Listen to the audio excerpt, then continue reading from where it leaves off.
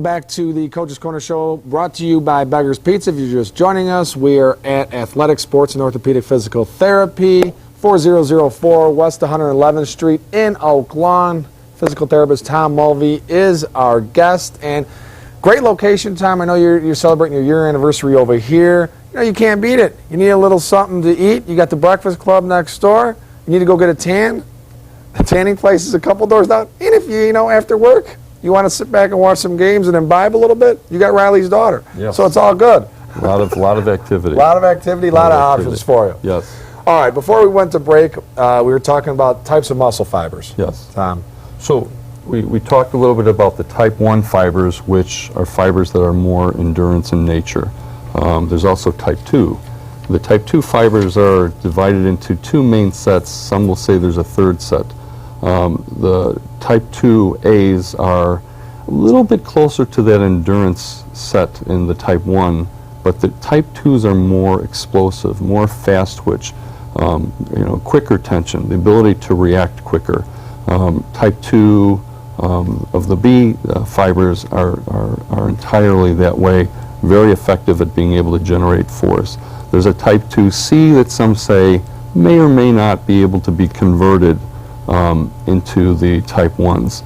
There's research that says it possibly can happen, but the critical thing that we want to talk about is that, genetically, we're born with these percentages of fibers in our body. Okay. And so, there are some kids that are truly built to be cross-country endurance runners, and there's others that you look at that are definitively an offensive lineman. And the ability to change the fiber type, the quantities of fiber type in those people, really is not that much.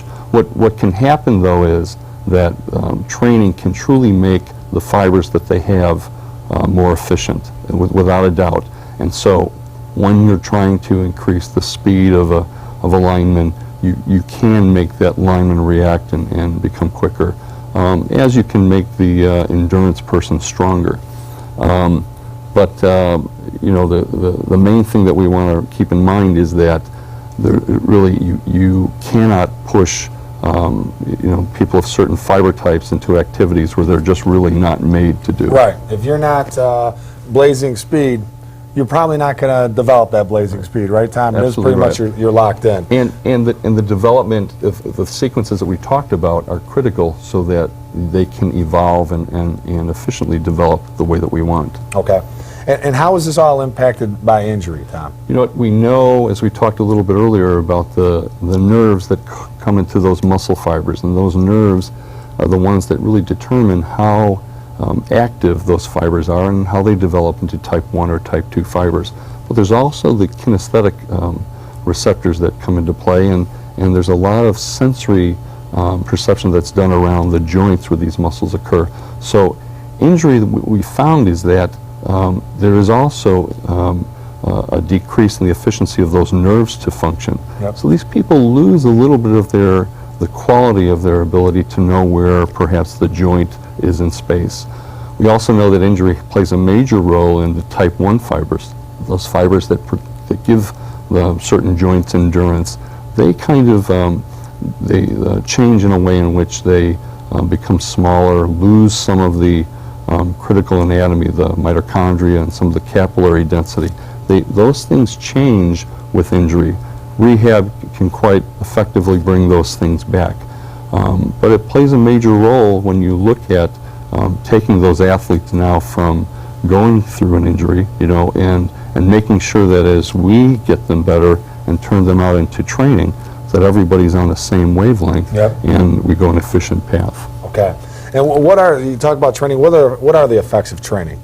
The two things that we look at, number one, is that if you have somebody, let's say, that has a lot of type 1 fibers, and you put that person into impact loading or loading that that really is targeted for the type 2 type fibers, that you're putting that person really at risk, and Yep. you need to make sure that they're able to take that load, as vice versa. If you take somebody that's rich in type 2 fibers, and you know who that athlete is, you can see by body type how they are.